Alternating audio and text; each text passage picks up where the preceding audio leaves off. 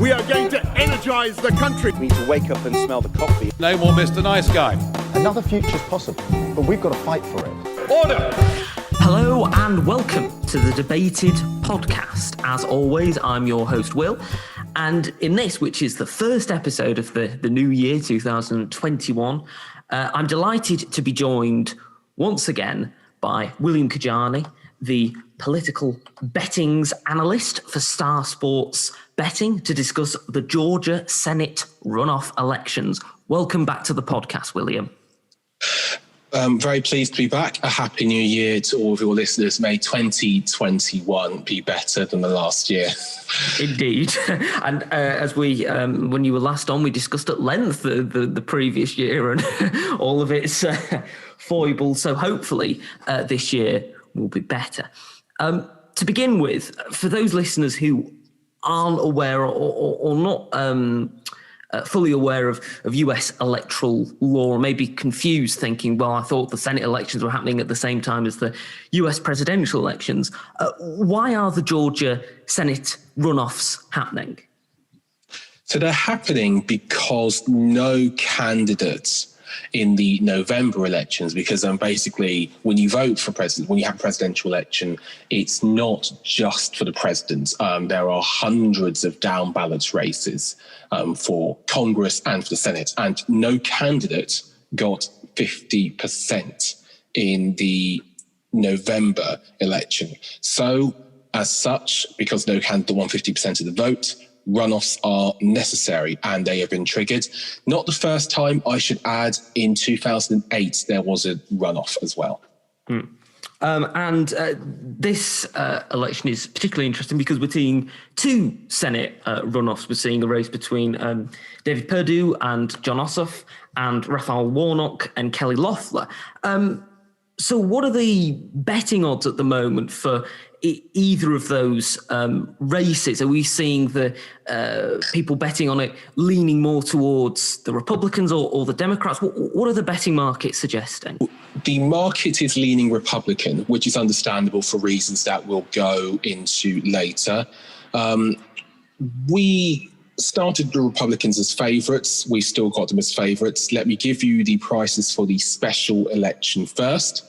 Kelly Loeffler is 8-15 to win, and Raphael Warnock is 11-8. To put those into percentage terms, because sometimes people find that easier, Loeffler is a 65.3% chance and Warnock is a 42% chance. Of course, I should just say the caveat here is, of course, people have bet on these markets. They do move the odds. So liabilities, etc., have to be taken into account. But the market makes Loeffler the favourite. In the regular election, the Republican David Perdue is favourite once again. He is 1-2, that's 66.6%. And Jon Ossoff, the Democratic challenger, is 6-4, 40%. We also have prices for the overall control of the Senate after this. 5-2 on that the Republicans have majority control of the Senate. And for a split ticket, which basically I think would be Democrats winning both of these races, we are 19-10, 30, which is 34%. So long story short, Republicans are favoured, but Democrats are given a reasonable chance of pulling off two upsets as the market sees it. Now let's just put these races into context. They will essentially decide, as you mentioned, who controls the majority in the Senate. Now, for listeners, could you explain why that is so important? Why control of the Senate, whether it be Republican or Democrat, will really decide the balance of how power goes for the next couple of years? Absolutely. So there are, of course, as most people know, there are three branches basically of government, and the legislature is really, really important. Now, of course, you have the president and you have a Democratic president. The Democrats have majority in the House of Congress, but these two results will decide control of the Senate. Why this is so important? Well, bills need to pass both the Senate and the House to become law. And of the many things on Joe Biden's plate, there are, let's be honest, very few where he won't need support from either Congress or the Senate. So it's looking uphill for the Democrats to win both in Georgia. We'll go on to that later. But let's imagine that they do. That's 50 senators. The Senate is basically tie-broken by the vice president. That's Kamala Harris. So if the Democrats could get 50 senators, they'd have effective control of the Senate.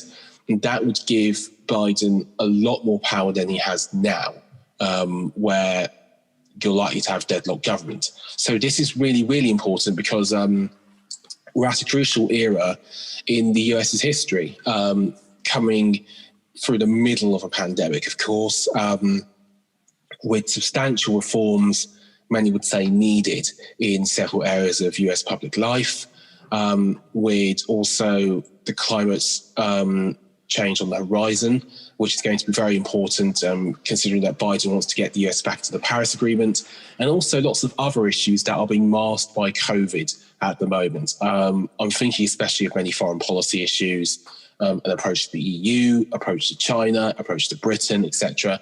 All of those things are far, far harder to do with a deadlocked government. Now, let's look at the races individually. First of all, I'd like to focus on the special election runoff between Raphael Warnock and Kelly Loeffler. And how important do you think the accusations of insider trading against the Republican candidate Kelly Loeffler will be to the race? Do you think that that's why on election night, though it, obviously we didn't see a definitive result, Raphael Warnock seemed to be ahead of her? Do you think that that's going to be one of the central issues when people come to vote? I do think it's important. I think it's important on a number of levels. Firstly, it's just motivating factors. Generally speaking, in local elections, big media stories can be a really useful way to energize people to turn out. I'm using a rather grim example here, but Roy Moore, do you remember Roy Moore? Yeah, of course. Yes, back in the days when we were sort of in the thick of the Trump phenomenon of taking over the Republican Party, Roy Moore, of course, was accused of many historic abuses. Now, I know it's very grim, but it definitely did change the race. And there's no doubt, I don't think, that it was a powerful motivating factor for women to come out and vote against him. It's possible, I think, without that the race would have been definitely a lot closer, and that he might also have possibly held on. Somebody like Roy Moore usually would have a better chance of winning in that state. I'm very, very scared now that I've gotten his state wrong. But moving back on to the Loeffler and Warnock story, I think it has had an effect, namely in the sense that it makes a good TV ad material. That sort of campaigning has a big effect, I think, in US politics in general, but also especially in an era where particularly Democrats aren't usually having these sort of big political gatherings for obvious reasons. So having a story that gives Warnock something to attack Loeffler with, but also that makes for good TV ad fodder, and also that can sometimes put Loeffler on the defensive, is useful. I should add, though, interestingly, I haven't heard all that much about the trading post-election. It feels like it was a bigger story in the lead up to November the 3rd than the other way around. Now, what do you think is going to be the role of religion in this race? Because, of course, Raphael Warnock has, for many years, for about 15 years now, I think, been a pastor at a Baptist church in Atlanta. Do you think that religion is going to be a strong element in this race, and that it may influence the result at all? Yeah, I absolutely do. I think, if anything, it already has. It's brought many racial issues to the surface. And there's also, I know that I said race rather than religion, but bear with me here because it's important in terms of understanding the background here. And there are differences between the white and black church in the South that are centuries old, which are really coming to the form. So Loeffler, and I think this is important to mention, she really, really does not like what Warnock has to preach. Warnock preaches from the Ebenezer Baptist Church in Atlanta. Loeffler literally thinks it's a threat to capitalism, to the American way of life. And that is the sort of messaging, that sort of high stakes messaging that Republicans will be using to try and increase turnout, because we've had an awful lot of early voting turnout again in Georgia. We're at 38.8%, which is a record for Senate runoff elections. We're in the end game now. These results, I think, will come on the voting day is the 5th, the last day of voting. And we're in, I think, for another repeat of November, in the sense that Republicans will vote more on the day. Democrats probably have voted more already. And issues such as religion are really, really important for that, because the Republicans' best line of attack in November, and this was everywhere down ballot, was to suggest that even if you didn't want to vote for Donald Trump, and many people didn't, you didn't want to vote for down ballot Democrats because they were radical liberals, they were radical leftists, they were wolves in sheep's clothing who would basically implement some form of communism if they got control of the branches in the White House. A very popular line of attack was that Biden was a basically puppet president in waiting, to be sort of played with by the squad, Alexandria Ocasio-Cortez, etc. No, I'm making a long point here, but it's important when you come back to Georgia, because Biden won nationally by about 4 or 5 points. Not a landslide, I don't think, but pretty comprehensive. He edged Georgia by less than 1%. That stuff matters. And the reason that religion matters here is basically because Warnock's beliefs have been targeted a lot by Loeffler. And you have a split basically between churchgoers who may be angry at America as a country, may feel that they've got less out of the American experience. And then you've got people like Loeffler who will basically want to present a vote for themselves as the essential defense of God and country. So religion plays a big part in American politics. You could argue it tipped the previous election before November 2020, and I think it already has again. But just how, we don't quite know. There seems to be reasonably good voting numbers for the Democrats based on what we've seen. But just quickly to end this point, Loeffler's route to victory and the Republicans' route to victory will probably be by scaring enough people, I'd have thought, to turn out in numbers on the day, even if they believe the election was stolen from them, which is another point to make. Now, you talk about scaring voters there. What sort of scare tactics do you think that they are going to use? Do you think this is going to link at all to the conspiracy theories that Donald Trump has still been propagating, that the election was stolen by Democrats? Are those the sort of like scare tactics you're thinking of? Yes. Well, not necessarily those as scare tactics, because those tactics don't help Republicans. If anything, actually, there's been a sort of worry in the GOP that Trump's repeated assertions that the election was unfair have really spread out to voters nationwide, Republican voters. This is a problem when it comes to the Senate elections, because why would you vote if you believe that your vote doesn't count or the election will just be stolen? And when you see the amounts of Republicans that do believe the election wasn't free or fair, you've got a problem.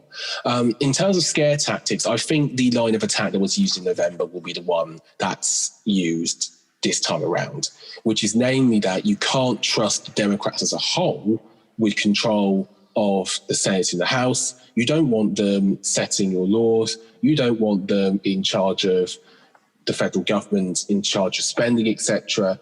And you really also don't want radical leftists to be essentially puppeteering Joe Biden. So I think we know the line of attack. It's simple. It proved effective in November. Whether it will prove as effective this time around remains to be seen, but it's certainly, I think, a big problem for the Democrats to overcome, especially Warnock. Although that said, in the polling, they're holding up just fine in the polling. Now, I'd like to turn to the regular election runoff between David Perdue and Jon Ossoff. Now, one of the things that has been very much part of this campaign, unfortunately, has been anti-Semitism against Jon Ossoff, quite often propagated by Republican opponents. How much do you think that that is going to impact the result of the race? And also, what similarities or differences do you see between the way that anti-Semitism has invaded American politics and the way that, as we talked about last time we spoke, the way it has impacted on UK politics? Those are really good questions. I think anti-Semitism has always been a scourge, and I think it's something we've seen a resurgence of recently. When I say resurgence, I mean increasing, to be very clear, in public life on both sides of the Atlantic. It seems to me that it wasn't as prevalent in the US in terms of being a political issue. I think probably because, even though there have been plenty of anti-Semitic comments made by members of both parties, no leader has been explicitly called out as anti-Semitic or having anti-Semitic connections. I also don't know if that's even a charge that you'd get to stick, really, against anybody in the upper echelons of the Democratic Party. I think plenty of people tell you Trump is anti-Semitic. I haven't heard anything in that vein about Loeffler or Perdue. So whilst I think it's an issue, and support for Israel has always been an issue when it comes to election and foreign policy, my feeling is that other religious concerns like Christianity, namely, would be ahead of it. And I think whilst it's something to watch out for, always, I imagine it won't be the first line of debate for either side. Now, we've talked quite a bit about some of the shifts in terms of people voting and the political makeup of Georgia, not just on this podcast, but on previous episodes of the podcast. And of course, Joe Biden winning Georgia was very much seen as a major upset and the first Democrat to win Georgia for quite a while. How much do you think that this election will be seen in the future as the moment when the political battlegrounds of the US changed and shifted and the political certainties diverged from what they had been previously? That's a really good question. And I think the answer is that it will be seen as, I think in the next 5-10 years or so, it will be seen as pivotal. But if you go a bit further than that, it will probably be seen as nothing more than a sort of steady change. We've had moments of steady change in terms of the racial makeup of the US as a whole, but we're already seeing it, I think, really ramp up in this particular part of the country, and certainly actually in states that have been always traditionally Republican. The reason I think that we're going to get some state-by-state results that aren't seen as huge surprises is because we're seeing these states evolve in terms of their racial background. And when I say evolve, I mean just change, basically. Texas, for instance, is not as white a state as many people would presume. It's changed quite a lot since 2000 and since the 80s before that. In Georgia, black eligible voters have accounted for nearly half the electorate's growth since 2000. And that's an increase of 1.9 million voters. Nearly half of that has been attributed to black eligible voters. So the demographics are changing, and in theory, and I think we have seen this borne out a little bit, that changes the stakes for both the Democrats and the Republicans. And I think it definitely gives Democrats a slight advantage here, in the sense that this is just more favourable turf than it was in 2008 and 2000 before that, and in the year before that and the year before that, etc. Now we're coming to the end of the podcast, and obviously we've been discussing Georgia, but also, in a few days we're going to be seeing Joe Biden inaugurated as president. So just turning to him for a moment as my final question to you, what do you think when Joe Biden assumes the presidency will be the top 3 things on his list to do? Number 1, coronavirus vaccination program. He needs to get it out fast. He needs to get it out as fast as possible. We have really bad numbers here. In America, I think they're matching us in terms of per 100,000 population. And I think a lot more people are dying over there, unfortunately. So number 1 priority, roll out the vaccine, do it as fast as physically possible. I've already heard talk about Biden utilising the Defence Production Act to create vaccines and deliver them to the states. The US, by the way, has a lot of vaccines on order. It's bought heavily, obviously, through Operation Warp Speed. That would be number 1. Number 2 will be getting some sort of uniform national consensus on restrictions and what to do, because it's out of control there. And it's going to be worse by the time Biden gets in before it gets better. I think one of Biden's big challenges will be to utilize the power of the American state. And it's a mighty, mighty power, as efficiently and as quickly as possible, basically in the way that other nations have been able to do. Even the UK government has done a better job in terms of utilising state power to combat coronavirus. That'll be Biden's number 2 prerogative. Number 3 is a tricky one. I know I can only have 3. I think it's going to be reconnecting on the international stage. I think Biden is going to spend a lot of time just reversing things Trump did. So re-entering the Paris Climate Accords, renegotiating or re-entering into the Iran deal, I think is close to the top of his list. How viable that might be, I don't know. Getting a China strategy is going to be really important. There is not a huge amount of discussion about this in terms of normie political circles, but if you're an even middling to large nation, you need a China strategy yesterday.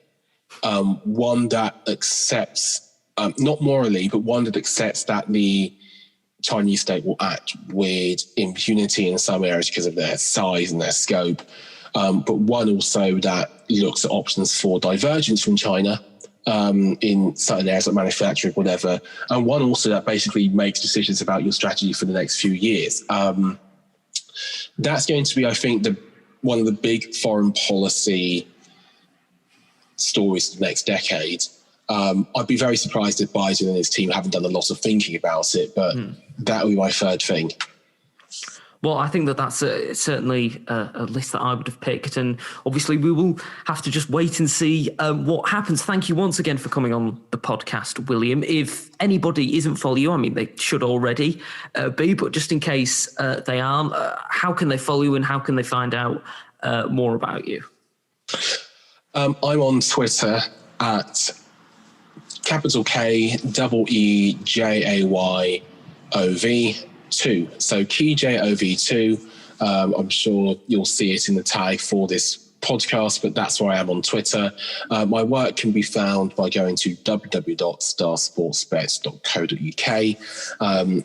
Hopefully we'll have a couple of political things up there as well. And last but never least, starsports.bet/politics is where you'll find the odds for the Georgia Senate races and many more. We hope to have lots of political markets for the year. If you have any suggestions, please do let me know. We're always open to new ideas. Excellent. Thank you once again for coming on the podcast. Thank you for having me.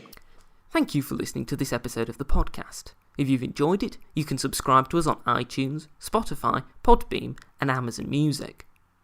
You can also follow us on Twitter, @DebatedPodcast, like us on Facebook, Debated Podcast, and if you'd like to get in touch with us, whether about appearing on an episode of the podcast or commenting on an episode that you've listened to, you can do so at thedebatedpodcast@gmail.com.